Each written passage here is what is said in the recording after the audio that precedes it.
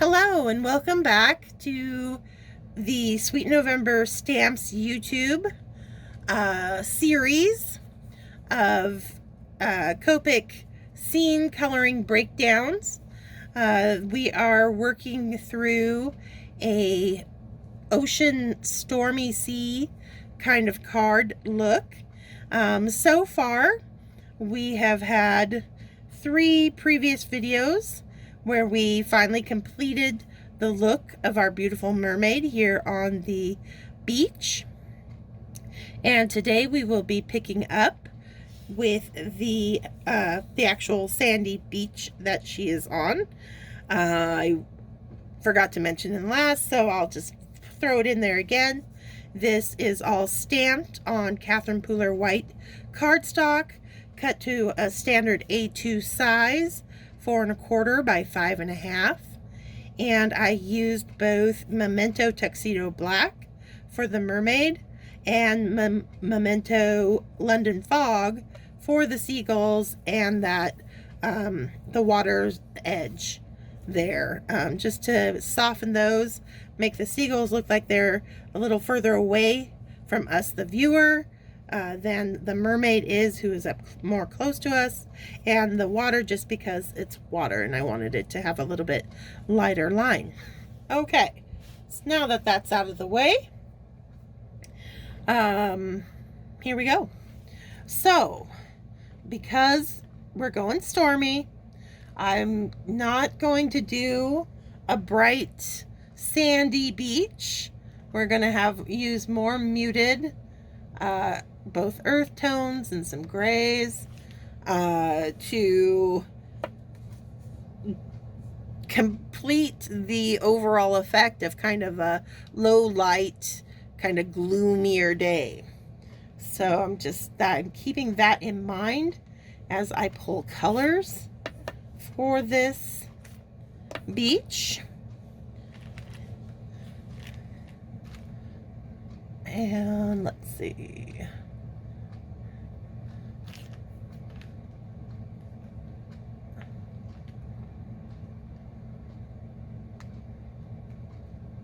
All right, that should get us going. So I'm going to start with some E40s because the E40 color family has a lot of gray tone to it. And I am just going to use it to put a base coat down on the sandy beach or rocky shoreline or whatever we choose to make it.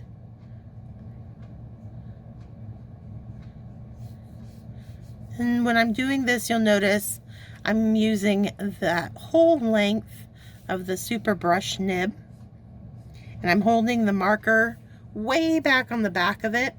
And what that does is it gives me a much lighter pressure. I can't over color it. It keeps it nice and light, and that makes blending the colors a lot easier for me, so I'm not left with a whole bunch of individual brush strokes showing. So, you know, play with the placement of your hand on your marker, especially if you're someone who can tend to have a bit of a heavy hand. The further back you hold the marker on its barrel, the lighter touch you're going to have. The closer up here, the more pressure you're able to either consciously or unconsciously add to the marker. So if you're going after a really soft look, I definitely recommend holding it as far back as you can and just letting those nice light brush strokes whisper kind of across that cardstock. Okay, so we've got our base down. So now we want to kind of map out where her heavier shadows are going to fall, because she's gonna cast a bit of a shadow sitting there on the beach. And I like to use my E44 just directly beneath whatever it is I'm shading under. And I'm not going to pull it out too far.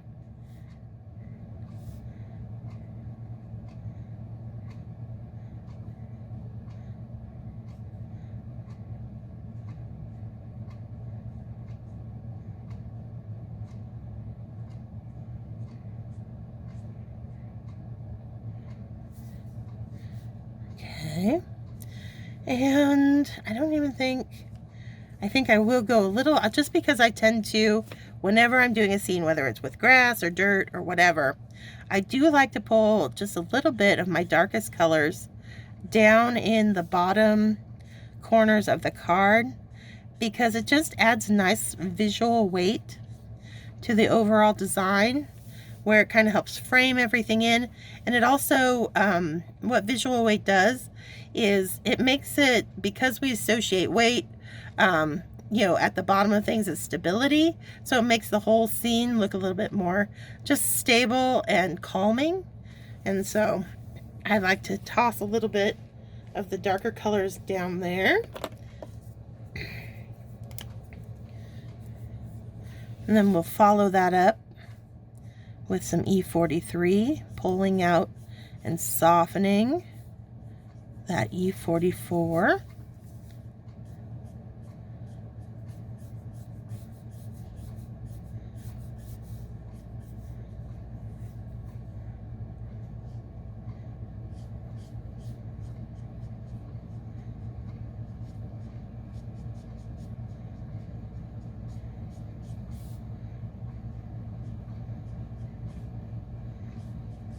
And it's coming out a lot farther than I did with the E44.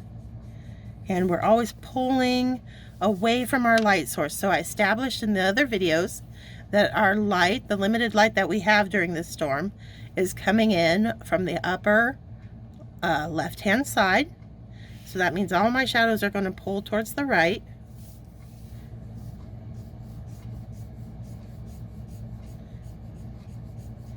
And you don't need to make it like mimic her completely. You know, just kind of realize that, you know, her torso goes up. So you'll have a kind of a curve to your shading down there. I'm also going to use this E43 right along the water's edge, because that sand that's getting wet is darker. So I want to, where the water's been lapping at it, give it a nice little darker edge.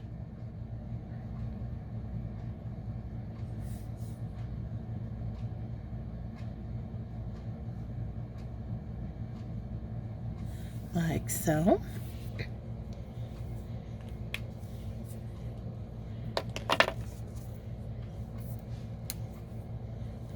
And then I've got E42 to continue to pull and lighten and soften those previous two colors that we just laid down.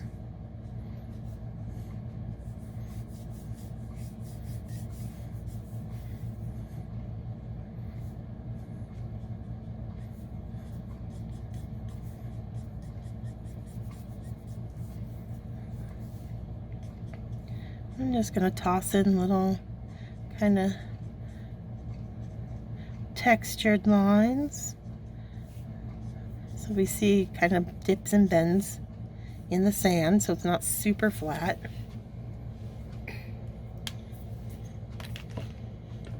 Alright, now I'm going to also play a little bit with a couple different colors as we kind of put in some little rocky areas into our sandy beach, or not so sandy beach. I'm going to do that. I'm going to play with a little bit of E71 in here. Just kind of patches of color here and there. And then we can do some kind of coming out.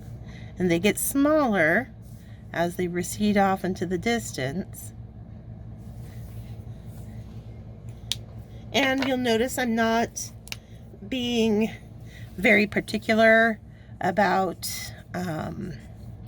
things being super smooth or really having great blend outs, because I'm not worrying about that in this. I want some stony texture coming in, and that's what I'm going to be creating. I just want some patches of different colors to play with within those stones. So I'm just going to get those in there. I'm also going to bring in some of that BV again, with a little bit of the BV 20 picking up the 23.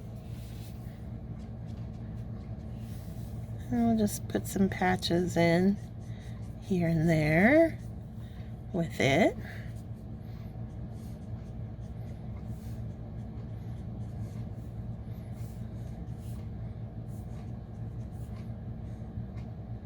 And they'll be smaller. Okay.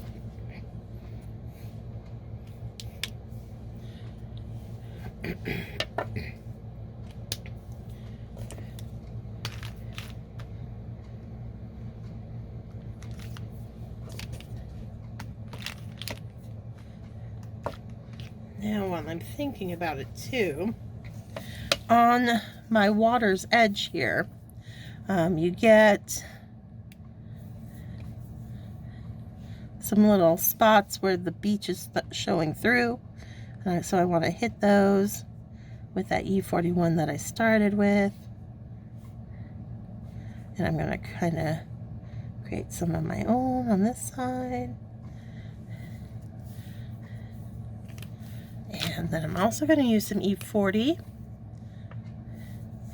just to sweep in, not kind of like her hair. I don't want to lose all that white, but I do want a little bit of that lightest sandy color just peeping through the foam to make it look like it, you know, is a little bit stronger foam along some, and then it kind of lightens towards the sand, just so you get a little bit of variation there as well.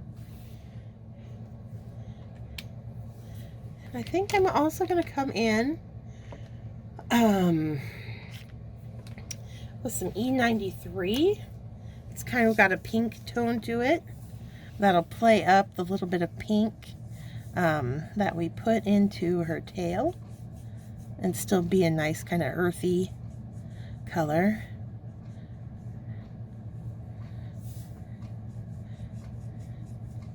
Okay. So there we've got a really rough looking sandy, stony beach. And that's okay, because that's where we want to be right now. We want it, we're kind of just at the halfway point here on this. So it's going to be these last few finishing touches that really start to bring this stony shoreline to life.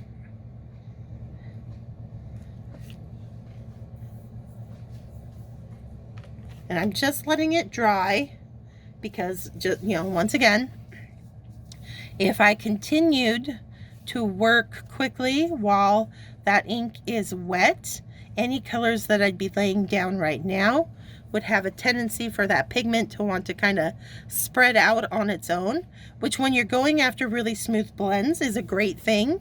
You want to keep that in mind. But then there are times when you don't want it to be super smooth, when you want some texture in your scene.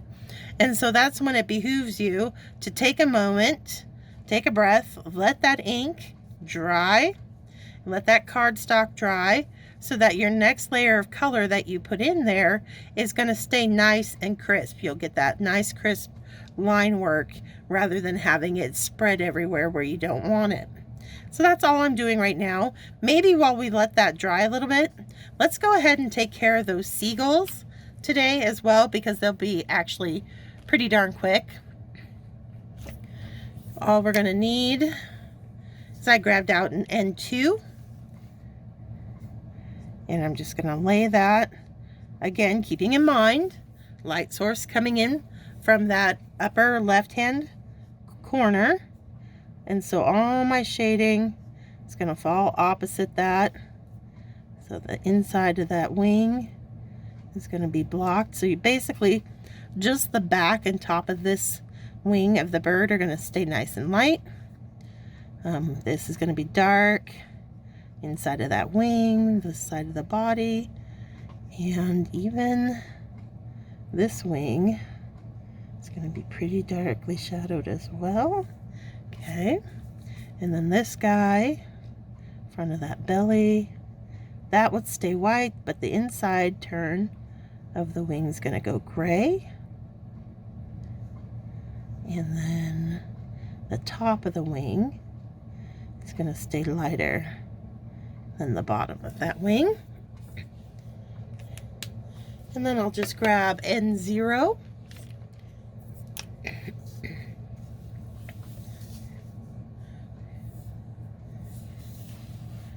To kind of pull that out and let it meld into the white. Because again, we don't want to color it in completely. It'll look like just kind of a little gray blob up there, but by leaving these really strategic and strong white highlights, we're gonna sell it more convincingly that it's their little seagulls up there. And we're just gonna leave that. We don't need to, it's really the most important thing, especially on small images like that, is to not over color. In fact, if I was to add any more color, I'd probably jump up to like an N3 to give myself a little bit more contrast under those wings. Not seeing my 3 right away, so I'll grab a 4. Why not?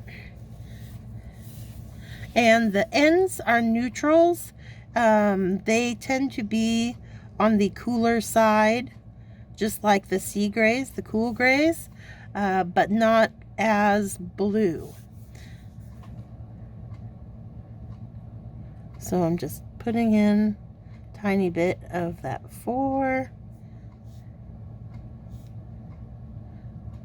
mostly under the turns in the wings to really show the bends and movements on those bodies. Okay.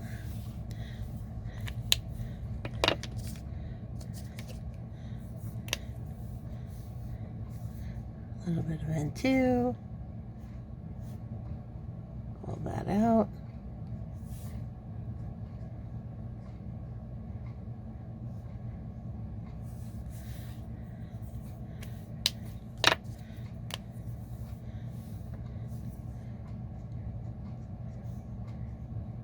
N0.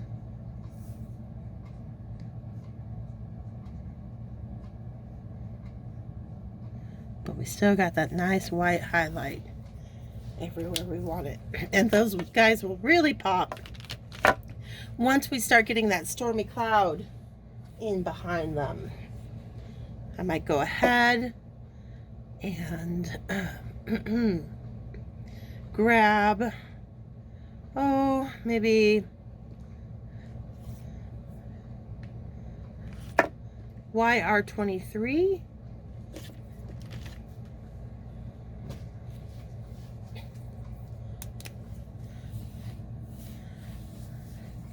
Just to hit the beaks a little bit. There we go. Seagulls done.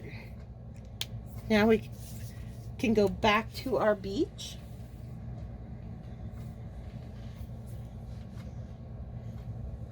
And I'm going to use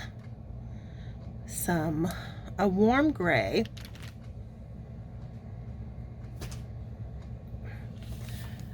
And I think, let's see, WH should be dark enough.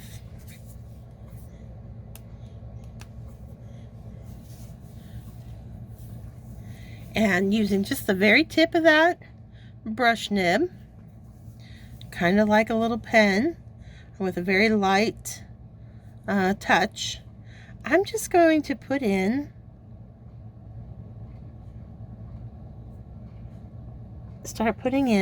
little kind of oblong circles over top, these colors. You can kind of let them overlap. We're not going to fill it in completely.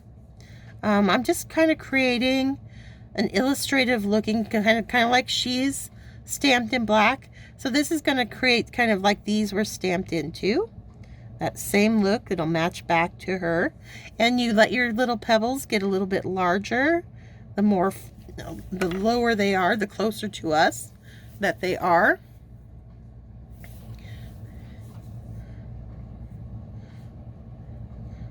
And just kind of, you can't, you know, everybody can doodle little circles. You can't go mess them up, I promise you. And just don't be afraid to let some of them kind of touch, some be out on their own. Just change things up. You can let some kind of run off the bottom there.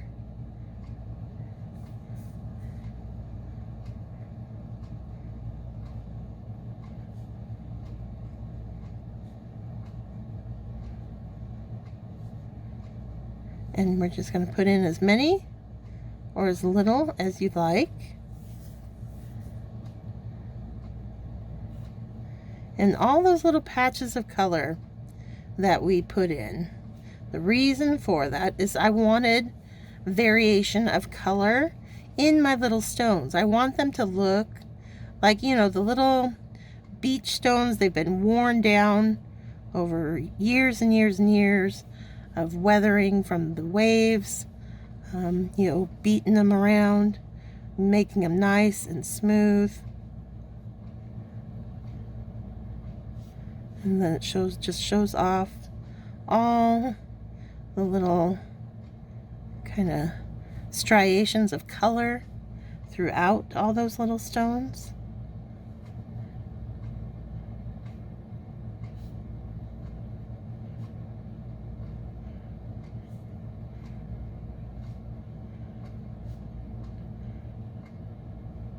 Even have some kind of underneath our mermaid there.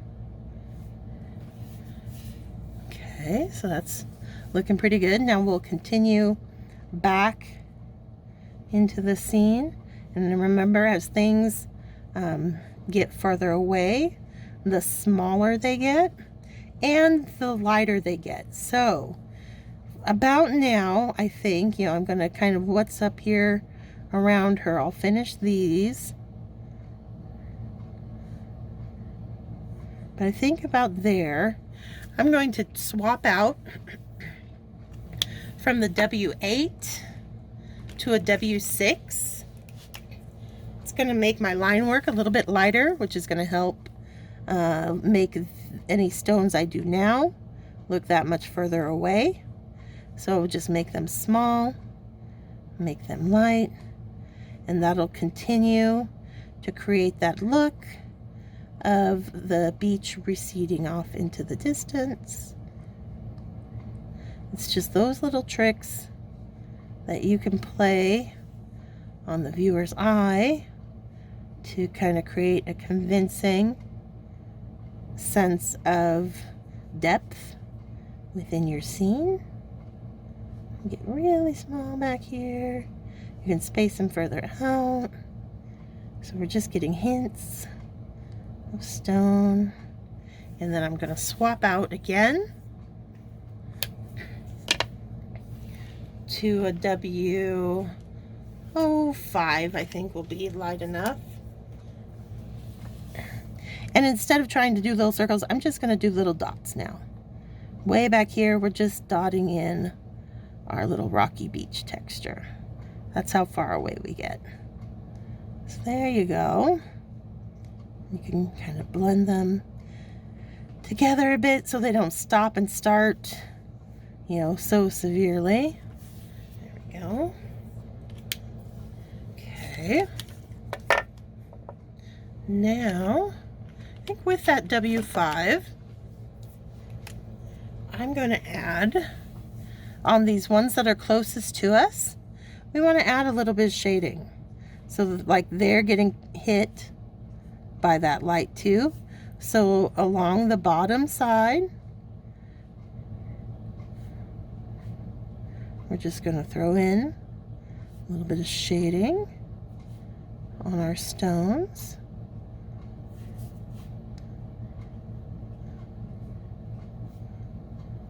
It's going to make them look a little bit more dimensional, just like her. You know, we've taken that time to add all that dimension to her features, that we don't want the parts of the scene around her to look flat in comparison. And then you just let it peter out as we go farther back. There we go, and just start dialing in. Okay, almost done. Also, our next trick to really set them into the scene is we go back to that E44 that we shaded her with, where we put in the drop shadow beneath her to really ground her into that scene. We want to ground our stones into that scene as well. So, you know, these ones up front, we're going to just do a little quick dash of color with that E44, kind of opposite that light source.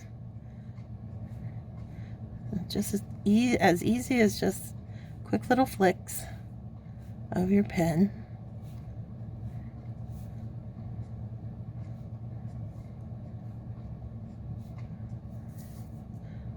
All the way across the front of your card here.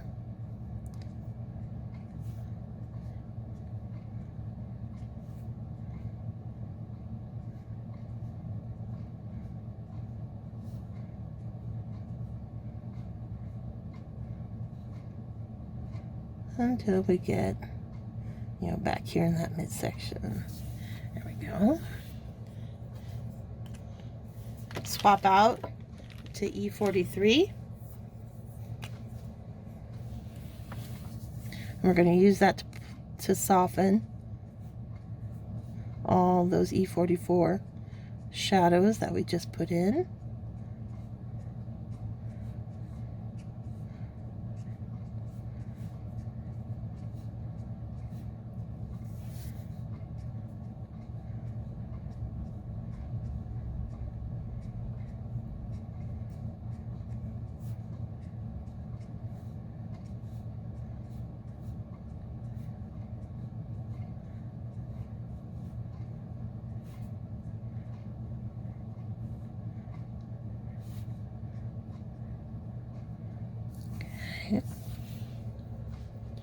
Just like that, they look like they're actually sitting in the sand.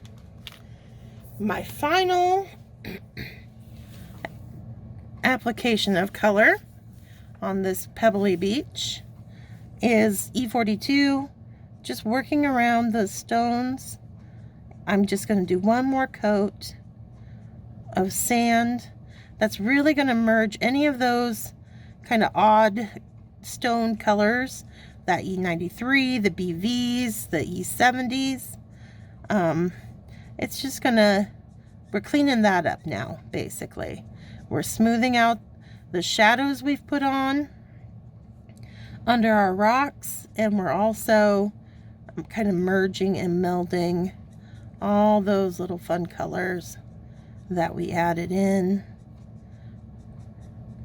so that they mostly stand out on the individual stones, but you still get a sense, you know, what that does. And why I do it that way is especially off here in the distance. So even though we're not covering the sand completely in little pebbly dots, you get the impression that a bunch of little stones in similar colors are kind of seated next to each other, and that's, you know, creating the patches of color like so. All right. And that'll, again, brighten back up a little bit, but not too much. Because, again, we're going for a dark and stormy overall scene. And so I don't want this to be super bright, but it will brighten back up just a smidge. And that's how I get just kind of a fun little pebbled shore. It's a completely different look from like a smooth Hawaiian sandy beach. Which I think is just a fun kind of that you have more variety to choose from when you're doing your beaches than just the regular white sandy beaches. And there we go. All right, we're going to call that good on this video. And hopefully you will be able to join me next week as we get in our ocean. And then so I think we'll be down to just 2 more videos. We'll do the ocean, and then we'll finish up with that finale of our stormy sky. So until then, stay crafty, my friends. Bye.